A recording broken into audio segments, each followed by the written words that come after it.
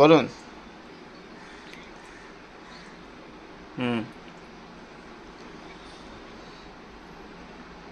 আচ্ছা।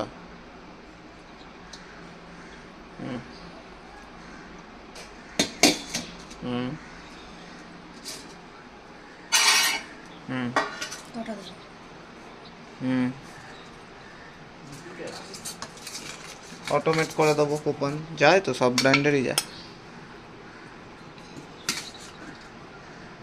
ওই বার্থডেতে জেনারেলি 10% 20% কুপন দিয়ে দিই ফ্ল্যাট, যাদের প্রত্যেক মাসের। না না, ধরে রাখো বার্থডে মান্থ পড়লো তো মান্থের 1 তারিখ চলে যাবে, তো পুরো মাসটা ওদের দেওয়া হবে কেনাকাটির জন্য। One time. হ্যাঁ, 10% ও 20%ও। হ্যাঁ।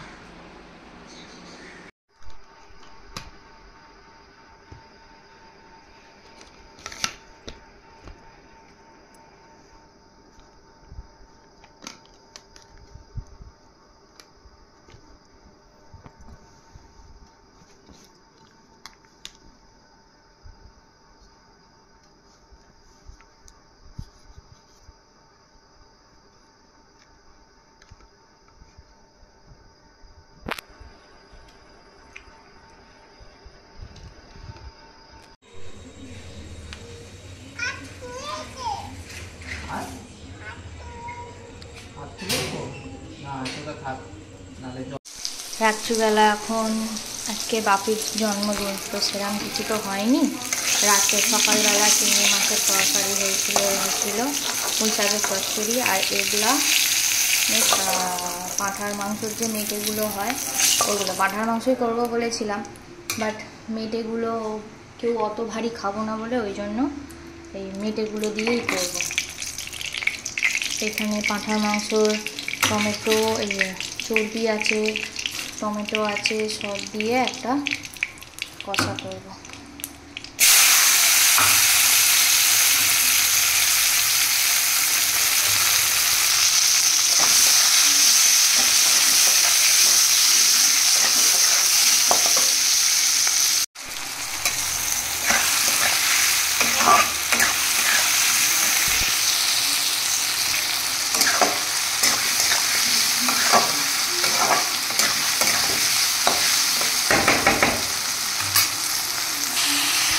মেটেগুলো দিয়ে দিয়েছি, ভালো করে কষা হোক।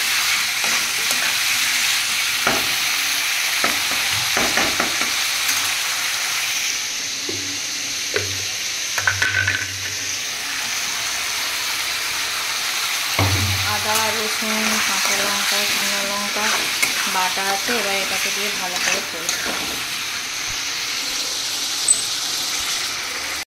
তো তারপর যেটা বলছিলাম, তো তারপরে এখন যখন মানে ওখানে জৈন হসপিটালে এত বিল বেড়ে যাচ্ছিল, তো আমাদের পক্ষে আর অসম্ভব হয়ে যাচ্ছিলো। মানে এক একটা অ্যান্টিবায়োটিক ইঞ্জেকশন প্রায় অনেক টাকার।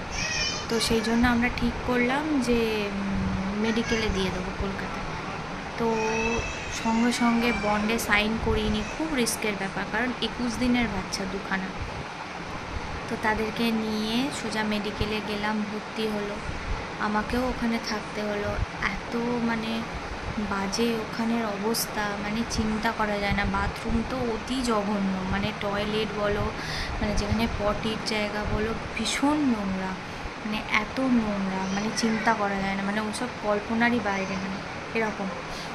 তো যাই হোক, তবু ছেলে মেয়ের জন্য কষ্ট তো করতে হয়, তো সেই জন্য আমি ওখানে ছিলাম। তো হঠাৎ করে একদিন যখন বললো তো অপারেশন হবে, মেয়ের অপারেশন হলো, ভালো হয়ে গেল, সব কিছু ঠিক হলো, মেয়েকে ছুটিও দিয়ে দিল। ওটা ছিল হচ্ছে অক্টোবরের 22 তারিখে মেয়ের ছুটি হলো। মেয়ের পেটে পিন নিয়ে মানে সেলাইটা নিয়ে আমি বাড়ি এলাম। সে ছিল, বাট মনটা পড়ে রয়েছে যে ছেলেটার দিকে, কারণ ছেলেটা ওখানেই পড়ে আছে। খালি ভাবছিলাম যে কালী পুজোর সময়, কালী পুজো আসছে, আমি বলে এলাম চলো বাবা তোমাকে নিয়ে কালী পুজোয় তুমি আর দিদি তোমাদের নিয়ে আমি বাজি ফাটাবো। তো সেই জন্য বললাম, বলে আমি সকালবেলা বেরিয়ে যেতাম এখান থেকে 6:30টার মতো করে বেরিয়ে যেতাম, ওখানে 7টায় পৌঁছে যেতাম। তারপর সারাদিন ওখানে থেকে সন্ধেবেলা 4টের সময় আমাকে বলতো যে তোমার তো বাড়িতে মেয়ে আছে, তুমি চলে যাও। তো অক্টোবর মাসের 24 তারিখে আমি সেম একই রুটিনে 6:30টার সময় সকালবেলা বেরিয়েছি বাড়ি থেকে।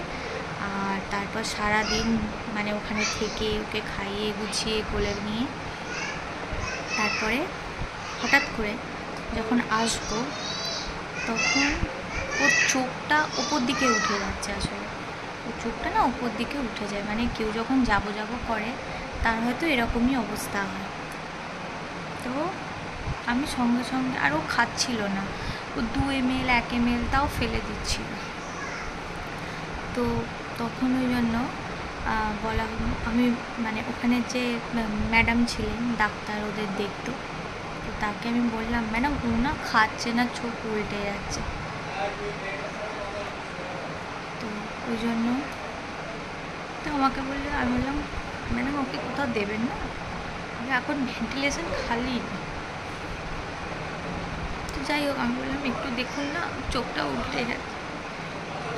ওর আমি হাতে স্যালাইন চলছে, তো ছোটো বাচ্চা, তো হাত বুলিয়ে দিয়ে এলাম। বললাম বাবা তোমায় আমি কালী পুজোর দিনে বাড়ি নিয়ে যাবো, তুমি তাড়াতাড়ি সুস্থ হয়ে যাও। তো 24 তারিখ আমি বাড়ি চলে এলাম। হয়তো ও যাবে বলেই আমাকে নার্সটা বলছে তুমি বাড়ি চলে যাও, তোমার তো মেয়ে আছে। আমি ভাবলাম হয়তো সত্যি। তো রাত্রিবেলা 10:30টার সময় আমার বরকে ফোন করেছে মেডিকেল থেকে, আমার নাম করে যে একে একবার পাঠাবেন, খুব সিরিয়াস অবস্থা। আমার তখন হাত পা ঠান্ডা হয়ে গেছে, মেয়ে ঘুমাচ্ছে, রাত্রিবেলা আমি কোথায় যাবো। আমার বর বললো তোমার আমি গেলে হবে, বললো হ্যাঁ যে কেউ একজন আসবে। তো বলতে আমার বরের এক বন্ধুরা মিলে ও গেল। তো আমাকে যেতে যেতে আমি বলছি আমাকে কিন্তু খবর দিও কী হলো না হলো, তাহলে আমি যাবো। তো তারপর মাঝখানে আমার ফোন করে বলছে আমার বর, জানো তো ওকে না মুখে এরকম দিয়ে পাম্প করছে। এবার আমি দেখেছিলাম যে বাচ্চা যখন দম নিতে পারে না তো ওকে পাম্প দেয়। আমার ওই 42 দিনের জার্নি 21 সালের 24শে অক্টোবর শেষ হয়ে গেল। আমার ছেলেটা আমাকে ছেড়ে চলে গেল। মরা ছেলের মুখ দেখা যে কতটা কষ্টের সেটা একমাত্র একটা মাই বলে। আমি আজকে এই কথাটা বলতাম না এখানে, কারণ আমি জানি এখানে বলা মানে হয়তো সবাই ভাববে কারোর থেকে সিম্প্যাথি পাওয়া, এখানে শেয়ার করা মানে হচ্ছে ভিউ বাড়ানো, এসব কিচ্ছু না। মেন কথা একটা কষ্ট আমি বলিনি আজ পর্যন্ত, আমি কোনোদিন বলিনি। আমার মেয়ের 2 বছর বয়স, 2 বছর হতে গেছে। সেই জন্য যেহেতু আমি ওরকম ফেস করেছি বলে আমি ওই জন্য চাই যাতে সব বাচ্চা সুস্থ থাকে, ভালো থাকে, রোগমুক্ত থাকে। আমার মতো মরা ছেলের মুখ যেন না কাউকে দেখতে হয়। এটা কাউকে হিংসা করার না, এটা কাউকে কিচ্ছু। আমি সেরকম মেয়েই নই যে কাউকে হিংসা করবো। তো এটাতেই যা বলো, আমার কারোর থেকে কোনো সিম্প্যাথিও পাচ্ছি না, কিচ্ছু। জাস্ট কথাগুলো শেয়ার করো, এছাড়া কিচ্ছু না। তোমরা প্লিজ কেউ ভেবো না আমি এগুলো বলে আমি তোমাদের থেকে সিম্প্যাথি পেয়ে আমি ভিউ বাড়াবো বলে, কিচ্ছু না। জাস্ট একটা শেয়ার করা। তোমরা বাচ্চাকে ভালো করে রেখো, সুস্থ রেখো, আমি জানি তোমরা রাখো, বাট তবুও যতক্ষণ না একটু বড় হয় কারোর কোলে দিও না, কারণ অনেকে ডাক্তার আমার বলেছে যে বাইরে থেকে যারা আসে না তাদের জামা কাপড় অনেক ধুলোবালি থাকে, তো ছোট বাচ্চাদের না ওই স্কিন খুব সফট, তো ওর ইনফেকশান হয়ে যায়, যেটা ওই জন্য চট করে ওদের থাকে, রোগ ধরে নেয়। তো সেই জন্য কাউকে বলে দিও না, বাড়িতে যারা আছে একমাত্র তাদের বলো। এমনকি ঘরে যখন ঢুকবে না তো পুরো গায়ে স্প্রে করে দাও, তাহলেই দেখতে পাবে দূর থেকে, কোনো কাছে নয়, বাচ্চাকে কোনো গালে চুমু খাওয়া নয়, কাউকে কিচ্ছু না, মা বাবা আত্মীয় স্বজন যারা বাড়িতে থাকে, যারা বাড়ির জামা কাপড় পরে তাদের ছাড়া অন্য কাউকে বাচ্চা দিও না, নিজেদের বাচ্চাকে নিজেরাই করো, তাহলে দেখবে বাচ্চা অনেক ভালো থাকবে, আমার মতো অবস্থা হবে না।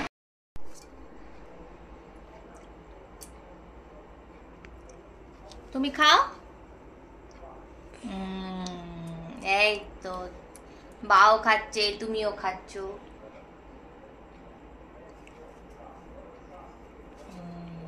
কে পাঠিয়েছে বলো এটা? আপু। থ্যাংক ইউ বলো আপুকে। পড়ছে। আচ্ছা তুমি আপুকে থ্যাংক ইউ বলো।